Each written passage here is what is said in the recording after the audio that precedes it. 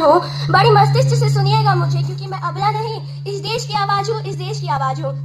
मैं माही सिंह, कक्षा छठी की छात्रा, आज आप सबके सामने अपने विचारों को लेकर प्रस्तुत हूँ। और मेरा आज का विषय है युवाओं का नेतृत्व। असंभव को संभव करना, संपूर्ण को और संपूर्ण करना, शून्य से सशक्त बनना हो तो युवाओं का नेतृत्व जरूरी है। जब एक युवा नेतृत्व बनता है तब एक भगत सिंह की तरह इस देश पर जान लुटाता है।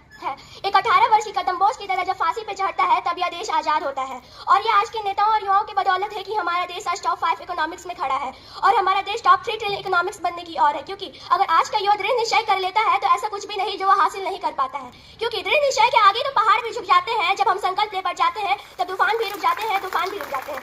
और हमारा दूसरा प्रण था कि गुलामी की सोच से मुक्त होना। मैं इसी को प्रेरित करते हुए कहना चाहूंगी, गुलामी की सोच को छोड़ करके अब हमें नेतृत्व की भाव से आगे बढ़ना होगा। यहाँ खड़े होकर प्रतिनिधि करने से नहीं, यहाँ बैठ करके नेतृत्व करने की जरूरी है। क्योंकि काल साधनम विश्व गुरुस्य, इसका अर्थ है अगर युवा सशक्त से इस देश के लिए काम करता है तो भारत एक विकसित भारत बन जाएगा। यह मृत्यु काल और विश्व गुरु कहलाएगा। और इस देश के युवाओं को क्या करना चाहिए? इस देश के लिए, इस देश के युवाओं को एनजीओ और एनएसएस के साथ मिल करके देश को बेरोजगारों को और भूखे बच्चों को और मांसपेशियों को दूर हटाना होगा। अब देश को बेरोजगारी से हटाना होगा। अब देश के युवाओं को नेतृत्व लेना होगा। भारत का युवा रोजगार ढूंढने वाला नहीं, भारत का युवा रोजगार देने वाला बनेगा, तभी तो भारत एक विकसित भारत बनेगा। अब समय है विकास करने का। तो किस तरह है हमारा विकास? हमारा विकास है पर्यावरण को साथ लेकर चलने का, प्लास्टिक मुक्त रहित करने का, पेड़ पौधे ना काटने का। इस तरह है हमारा विकास। अब इस देश युवाओं को नेतृत्व लेने में आगे आना होगा।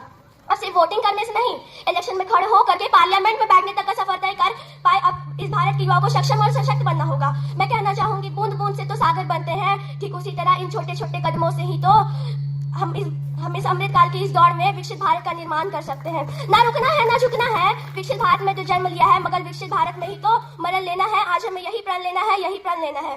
धन्यवाद। जय हिंद, जय भारत।